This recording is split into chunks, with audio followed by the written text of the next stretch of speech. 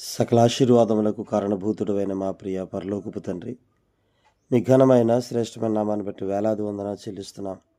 ప్రతిదినం మీ రీతిగా మీ పాదాల చెంత చేరి శ్రేష్టమైన కీర్తన భాగాలను మేము ధ్యానిస్తూ ఉన్నాం.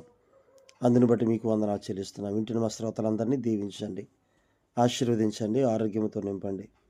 అయ్యా, 10వ తరగతి, ఇంటర్మీడియట్, డిగ్రీ, పీజీ ఎగ్జామ్స్ రాయబోతున్నారు బిడ్డలు. ఇంటర్మీడియట్ ఎగ్జామ్స్ ప్రారంభమయ్యాయి తండ్రి. సెకండ్ ఇయర్ ఎగ్జామ్స్ రేపటి నుండి ప్రారంభమవుతూ ఉన్నాయి. చక్కని జ్ఞానం ఇవ్వండి, ఆరోగ్యం ఇచ్చి, బలం ఇచ్చి నడిపించండి. అలాగే DSC, bank exams, railway exams రాయబోతున్నారు. అయ్యా, మీ కృపలో బిడ్డను వర్ధిల్లింప చేయమని అడుగుతున్నా. విదేశాల్లో ఉన్న మా బిడ్డలను దీవించండి, ఆరోగ్యాలతో నింపండి, శక్తితో నింపండి, మీ బలంతో నింపండి. చేస్తున్న పనిపాట్లు మీ కాపుదలు ఇవ్వండి. దూర ప్రాంతాల్లో ఉద్యోగాలు చేస్తున్న బిడ్డలు ఉన్నారు, వారిని కూడా మీ కృపనిచ్చి నడిపించండి. హాస్టల్లో ఉంటున్నారు బిడ్డలు, చక్కని ఆరోగ్యమును, శక్తిని, బలాన్ని ఇచ్చి, మీ జ్ఞానం ఇచ్చి నడిపించండి. అనారోగ్యంగా ఉన్న బిడ్డల కోసం ప్రార్థిస్తున్నాం తండ్రి. నిజాపురపు ఇమానుయేల్ కోసం ప్రార్థిస్తున్నా. తమ్ముడిని లేవనెత్తండి, బలపరచండి, మీ హస్తం బిడ్డ మీద ఉంచండి. అయ్యా, వైద్యానికి సహకరించే భాగ్యం బిడ్డకి దయచేయమని అడుగుతున్నాం. అట్లాగే తండ్రి, వివిధ సంఘాల్లో ఉన్న సకల పరిశుద్ధులకు మీ కాపుదల భద్రత ఇచ్చేయమని. అలాగే ఈరోజు ప్రభానాయన అయ్యా, బలారాధనలో మేము పాల్గొంటూ ఉండగా మీ చక్కని జ్ఞానం ఇచ్చి, ముఖ్యంగా మీ యందు భయభక్తులు కలిగి మమ్మల్ని మేము సరి చేసుకుని పాల్గొనే భాగ్యం దయచేయమని, మీరే మహిమ, ఘనత, ప్రభావాలు పొందమని యేసు నామములో అడిగి వేడుకొనుచున్నాము తండ్రి, ఆమేన్. ప్రియులరా, అందరికీ వందనాలండి. నిన్నటితో మనం కీర్తన గ్రంథంలో 9 అధ్యాయాలు పూర్తి చేశాం. ఈరోజు 10వ అధ్యాయాన్ని ప్రారంభిస్తూ ఉన్నాం. ఈ 10వ అధ్యాయం దేవుడు నీతిని అనుసరించి దుష్టులను శిక్షించి దీనులను కాపాడినట్లుగా 9వ కీర్తనలో చూస్తే, ఈ ఆలోచన 10వ కీర్తనలో చాలా తక్కువగా కనిపిస్తుంది. అంటే దుష్టులను శిక్షించడం, అలాగే దీనులను లేదా దేవుని బిడ్డలను కాపాడడం అనేటువంటిది ఈ 10వ అధ్యాయంలో కాస్త తక్కువగా కనిపిస్తుంది. బాధించబడుచున్న వారిని కాపాడడానికి త్వరపడమని దేవునికి చేస్తున్న ప్రార్థన దీంట్లో కనిపిస్తుంది. దుష్టులు వారి బలమును బట్టి దేవుని గురించిన భయము లేని వారే దీనులను మృంగివేయడానికి వాళ్ళు పొంచి ఉన్నారని రచయిత వివరిస్తూ ఉన్నాడు. అందుచేత లేచి దుష్టులను, భుజములను విరగొట్టి బాధపడు వారికి న్యాయము తీర్చమని కీర్తనకారుడు ఇక్కడ దేవుని వేడుకుంటున్నట్టుగా ఈ 10వ అధ్యాయంలో మనం ధ్యానం చేస్తూ ఉన్నాం. ఈ 10వ అధ్యాయం మొదటి వచనాన్ని గనక మనం జాగ్రత్తగా గమనిస్తే, యెహోవా, నీవెందుకు దూరముగా నిలుచున్నావు? ఆపత్కాలములలో నీవెందుకు దాగి ఉన్నావు? అలాగే 2వ వచనం, దుష్టుడు గర్వించి దీనుని వడిగా తరుముచున్నాడు, వారు యోచించిన మోసక్రియలలో తామే చిక్కుకొందురుగాక. ఈ మొదటి వచనంలో దుష్టుల యొక్క దుర్మార్గాన్ని బట్టి నీవెందుకు దూరముగా నిలుస్తున్నావు అంటున్నాడు. బలాత్కారం విషయములో, ఆపత్కాలములలో, గర్వించిన వారి విషయములలో నీవెందుకు దాగి ఉన్నావు అని తెలియజేస్తూ ఉన్నాడు, అడుగుతున్నాడు. లెమ్ము అనేటువంటి మాట ఇక్కడ అడుగుతున్నాడు. దుష్టుల దుర్మార్గం, వారి బలము మొదటి అధ్యాయంలో మనం చూడొచ్చింది కీర్తనలో. అయితే ఈ రచయిత కీర్తన ఆరంభంలోనే దీనుల యొక్క బాధ పట్ల యెహోవా ఎందుకు ఆసక్తి చూపించట్లేదో అని ఆయన అడుగుతూ ఉన్నాడు. దుష్టులు జయం పొందుతారేమో అనేటువంటి భయం దీనుల పట్ల లేదా బాధించబడిన వారి పైన వాళ్ళు జయం పొందుతారేమో అని, ఎందుకు దూరంగా నిలుస్తున్నామని యెహోవాను అడిగేటట్లు చేసింది. ఎందుకు అనేటువంటి మాట ఇక్కడ మనం 13వ వచనంలో 2 సార్లు చూడొచ్చండి. అంటే ఈ ప్రశ్న, ఎందుకు దూరంగా ఉన్నావు, ఎందుకు సహాయం చేయట్లేదు అనేది దేవుని సహాయం కొరకు దేవునికి మొరపెట్టే వారి యొక్క తలంపులను ధైర్యంగా తెలియజేసేటువంటి పరిస్థితులు మనం చూస్తూ ఉన్నాం.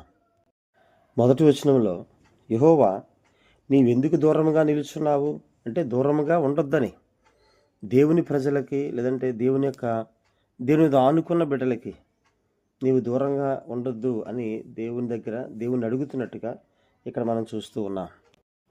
కీర్తన 35:22లో మనం చూస్తే అండి, యెహోవా, అది నీకే కనబడుచున్నది కదా, మౌనముగా ఉండకుము, నా ప్రభువా, నాకు దూరముగా ఉండకము. కీర్తనకారుడు ఇక్కడ కూడా ఆ మాట తెలియజేస్తున్నాడు.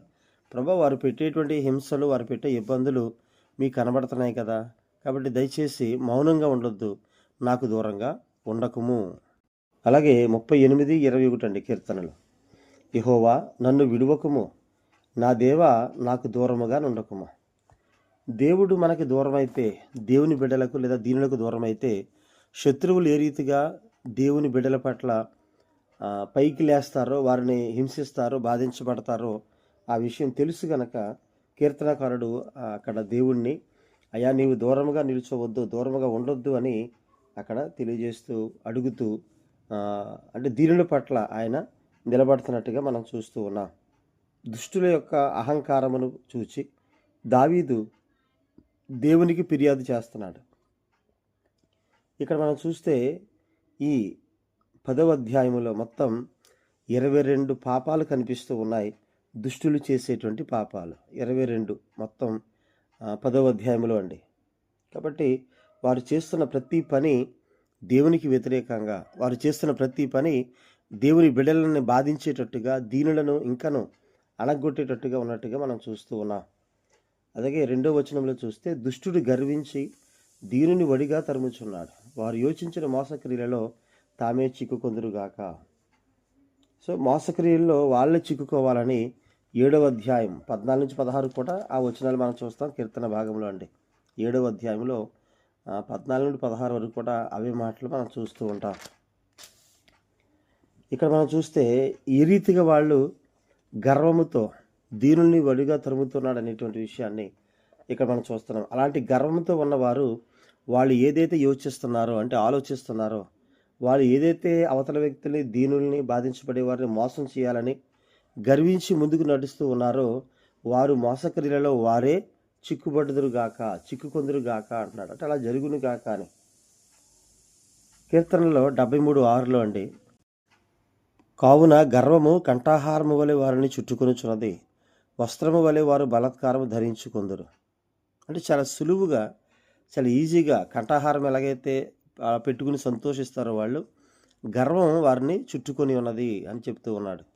సామెతలు 11:2 అహంకారం వెంబడి అవమానం వచ్చును, వినయము గలవారి యొద్ద జ్ఞానం ఉన్నది.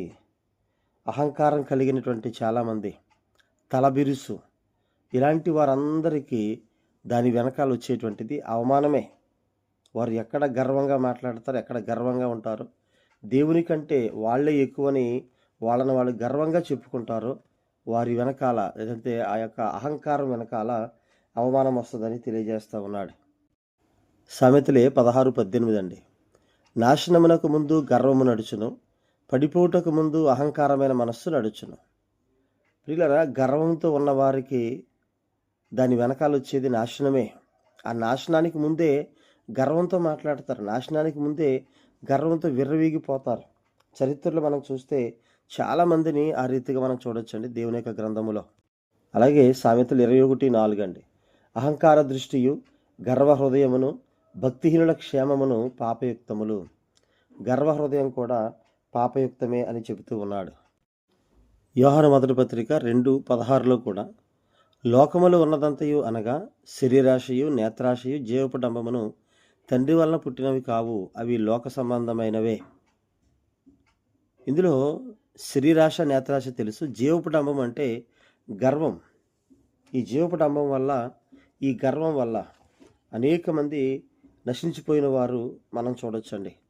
ఫరో, అలాగే నయమాను, అలాగే ఉజ్జియా, హిజ్కియా, హామాను, నెబుకద్నెజరు, బెల్షస్సరు, ఇలా చెప్పుకుంటూ వెళ్తే బైబిల్లో చాలామంది వారి యొక్క సొంత ఆలోచనలతో, వారి యొక్క గర్వముతో వారు దేవుని శిక్షకు గురై, దేవుని ఉగ్రతకు గురై సర్వనాశనమైనట్లుగా మనం చూస్తూ ఉన్నాం.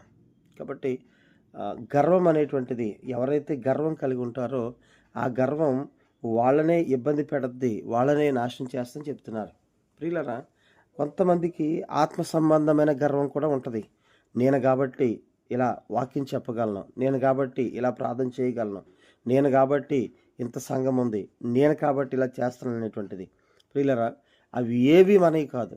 దేవుడిచ్చిన సంఘం, దేవుడిచ్చిన పరిచర్య, దేవుడిచ్చిన తలాంతే తప్ప మనదేమీ కాదు. కాబట్టి సమస్త ఘనత మహిమలు దేవునికే ఆరోపిస్తూ దేవుని పరిచర్యలో వినయం కలిగి, విధేయత కలిగి మనం ముందుకు వెళ్ళిపోతూ ఉండాలి.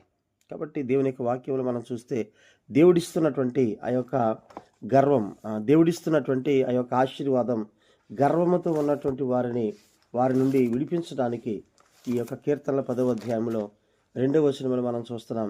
ఎవరైతే గర్విస్తారో వారి గర్వం వారిని నాశనం చేస్తుంది. దేవుడు తన మాటలు దీవించునుగాక. ఆమేన్. అందరికీ వందనాలండి.